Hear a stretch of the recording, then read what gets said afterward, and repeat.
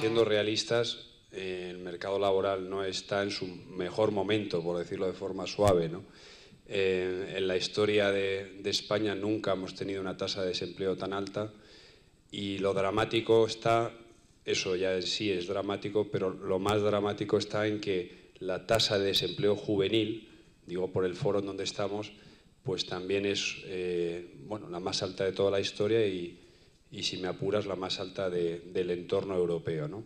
Entonces, evidentemente, no hay que ser muy halagüeños o no hay que ser un falso realista para darse cuenta de que estamos, y todos lo conocemos y no hace falta abundar en ello, en una situación bastante crítica. Pero frente a ello yo transmitiría dos mensajes de optimismo para la búsqueda del empleo y para el futuro de las salidas profesionales. Un mensaje está en la propia dinámica. Nosotros, como estamos muy imbuidos y mi despacho solo está especializado en el ámbito laboral, pues lo hemos venido estudiando y lo contrastamos claramente con las empresas. Hay una dinámica propia del mercado laboral español que cuando hay un pico hacia abajo, como en el que estamos, del empleo y un desempleo masivo, también es cierto, y lo ha demostrado la historia española, que hay un pico muy rápido hacia arriba de contratación. Entonces, parece ser que todos los indicadores muestran que estamos en una fase ya prácticamente de fondo en la destrucción de empleo. Es cierto, y así lo comprobamos con nuestros clientes, que los 3 últimos años, pocas empresas han dedicado a contratar. Pero también es cierto que cuando se ha llegado a ese fondo va a haber un pico bastante acelerado hacia arriba de explosión de contratación y de ánimo al empleo. Entonces, eso es una constatación por la propia dinámica de nuestra economía, que no vamos a entrar en ello, pero que bueno, da un cierto optimismo y parece que ese pico se va a iniciar relativamente pronto. Y el segundo mensaje, para dejar hablar a mis compañeros de mesa, es que yo creo que quizá en la historia de España nunca hemos tenido, precisamente por esta situación tan crítica, y lo decía un poco Javier anteriormente, tantos instrumentos o tantas herramientas de búsqueda de empleo como las que tenemos en la actualidad.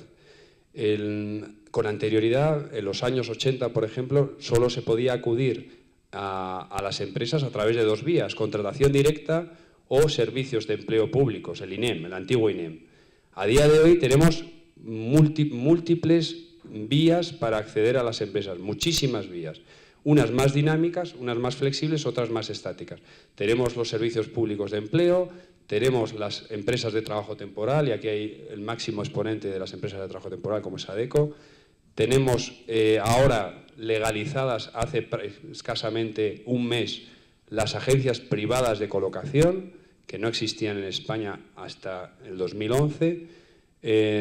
Tenemos la contratación directa, por supuesto, de las propias empresas, y sobre todo tenemos todos los portales de empleo, y Jobsi es un ejemplo clarísimo de ello, que facilita enormemente, y así lo dicen las propias empresas, la posibilidad de contratación de los trabajadores.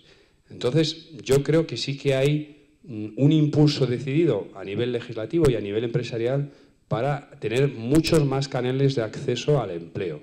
Y eso, evidentemente, es un mensaje bastante optimista, y sobre todo en materia de Internet, las herramientas que se utilizan y que empiezan a utilizar las empresas masivamente, pues son mucho más rápidas, más ágiles y más flexibles que antiguamente, ¿no?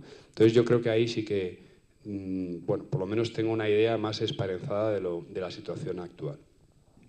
Bueno, yo coincido con lo que se decía al final, de que realmente el tema de las redes sociales es bastante importante, el tema de las herramientas tecnológicas de búsqueda de empleo me parece bastante trascendental, y entonces, y claramente está sustituyendo a las herramientas tradicionales de mandar el currículum, por ejemplo, ¿no?, que antiguamente se hacía con un sobre y que tiene poca eficacia realmente, ¿no?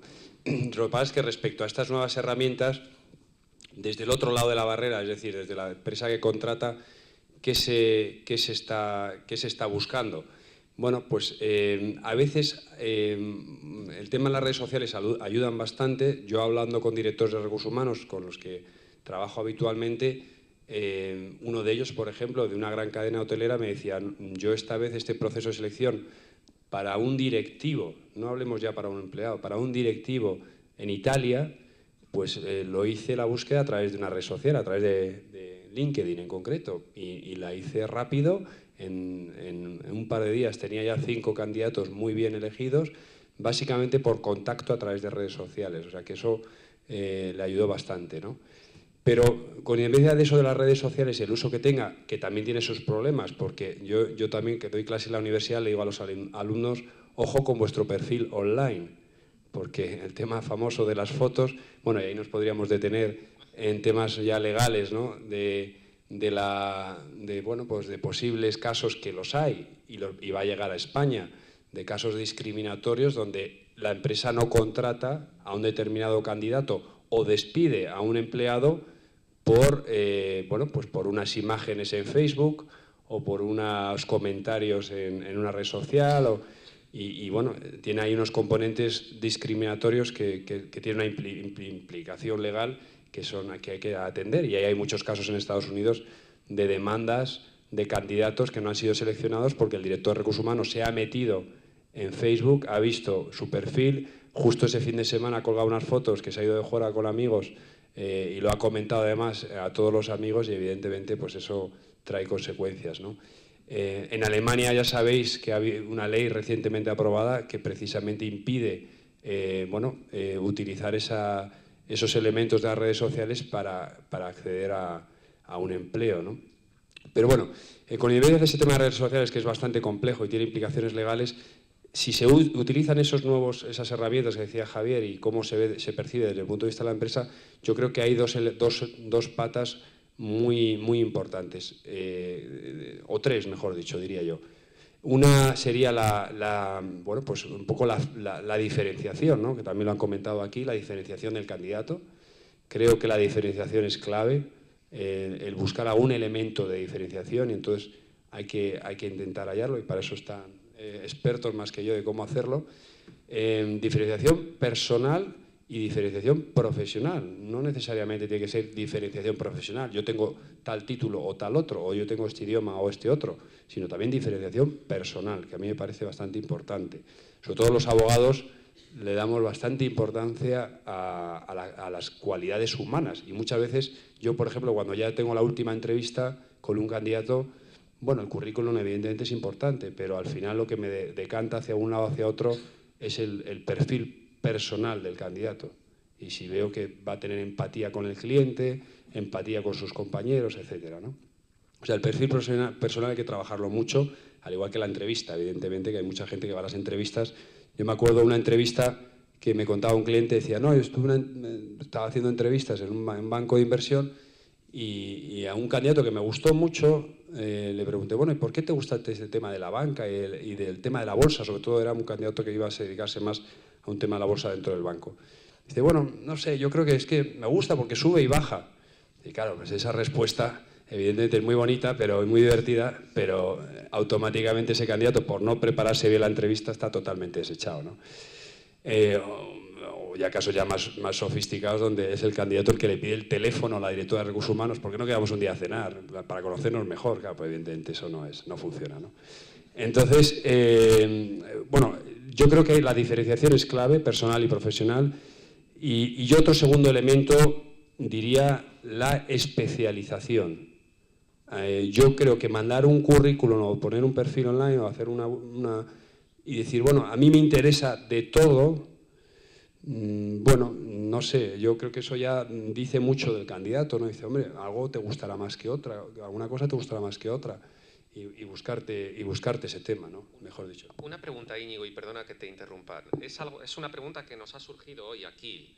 ¿Las prácticas valen? Sí, las prácticas valen muchísimo. Yo creo que sí, las prácticas valen un montón, ¿no? Yo creo que eso es una... Y era el tercer elemento que iba a añadir, de la urgencia de las prácticas. O sea, yo a mis alumnos de cuarto de carrera les digo... La primera pregunta que les hago nada más empezar el curso, en octubre, ¿tenéis ya pensado en qué queréis trabajar, no? Todos me miran y dicen, no hemos pensado en absoluto. Digo, es que os quedan 2 años... y deberíais ya haber hecho prácticas, deberíais ya tener muy claro dónde queréis trabajar, porque es que pasa el tiempo volando, os va a dar quinto, junio, y no os podéis poner a buscar en septiembre prácticas para empezar a trabajar. Tenéis que adelantaros, tenéis que tener una sensación de urgencia en tercero y en cuarto de carrera. Más en concreto respecto a mi despacho, evidentemente no tiene el tamaño y la talla de Baker y de Gómez Acebo. Son despachos muy grandes que contratan a muchos abogados y el nuestro, al ser muy especializado en temas laborales, pues realmente la contratación no es tan amplia. Pero sí que es cierto que todos los despachos en general, medianos o grandes en España, están en la idea de siempre tener lo que se llama la figura de abogado en prácticas. No digo por el perfil de personas que hay aquí, ¿no?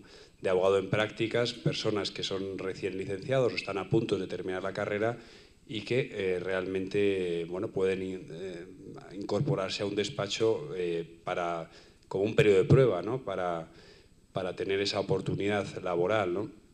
Y ahí yo creo que en la mayoría de despachos, incluido el mío, sí que tenemos esa figura.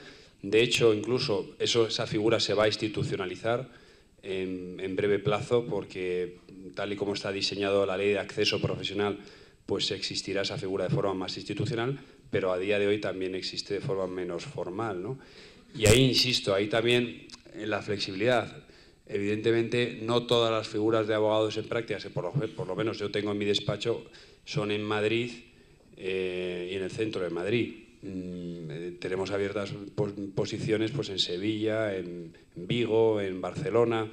Entonces, me imagino que muchos de vosotros sois de Madrid, pero insisto, a mí si una persona me viene y dice, oye, pues yo no tengo ningún problema en irme un tiempo afuera, pues porque creo que es una buena inversión personal y profesional, pues evidentemente eso siempre es bien agradecido. Yo creo que le sucederá a otros despachos igual, ¿no? Yo creo que hay muchas empresas que esas prácticas sí que las publicitan, ¿no? En despachos de abogados clarísimamente sí, eso es bastante frecuente, y en otras empresas también, ¿no? No digamos ya a través de empresas de trabajo temporal que tienen acceso ilimitado a muchísimas empresas, ¿no?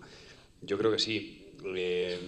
Realmente, cuando decía al principio lo de la crisis, es cierto que no estamos en el mejor momento, pero que un poco, y no es un mensaje político, lo peor ya ha pasado, ¿no? O creo yo que lo peor ha pasado, y por lo que se va viendo en las propias empresas, que también ellas son los principales termómetros que te van indicando que empiezan a animarse un poco más a la contratación. Hace un año automáticamente te decían que no estaba nadie pensando en contratar, ¿no? Y al revés, lo que estaban pensando es en echar, ¿no? Entonces, también es verdad que hay sectores más excepcionales, ¿no? Y por ejemplo también decían que la abogacía es una excepción, ¿no? Pero vamos, en general era así. Y empieza, yo creo, otra vez a verse un poco más la luz en ese punto, ¿no? Sobre todo en medianas y grandes empresas. Es verdad que la pequeña empresa se ha destruido mucho empleo, sigue destruyéndose muchísimo empleo, y ahí también es mucho más difícil, porque tienen menos medios de tener acceso a esas prácticas, ¿no? Al final también es verdad que en España la pequeña empresa casi se identifica con el emprendedor, y el emprendedor pues va a tirar más de su círculo de conocidos a efectos de tener a personas en la contratación, ¿no? Yo, respecto a ese tema, lo conozco bien de las personas de riesgo de exclusión social, que efectivamente tienen un hándicap bastante importante a efectos de una contratación, ¿no? En máxime en esta época que realmente pues, no es precisamente animada, ¿no? Y precisamente por eso yo colaboré en una proposición de ley que está ahí en el Parlamento, y algún día saldrá, si Dios quiere pronto, precisamente para promover una cuota obligatoria de contratación a personas en riesgo de exclusión social por parte de las empresas. Existe ya por parte de trabajadores con minusvalía, pero no la había para trabajadores con riesgo de exclusión social. Me parece que la cuota que se proponía ahí, yo redacté la proposición de ley, era de un 2%, un 3% para las empresas que obligatoriamente contraten a personas en riesgo de exclusión social. O sea, necesitan un plus, que tiene que ser un plus legal, porque sinceramente no hay otra forma de hacerlo, para que esas personas se integren en el mercado laboral, y que lo tienen efectivamente bastante complicado, ¿no?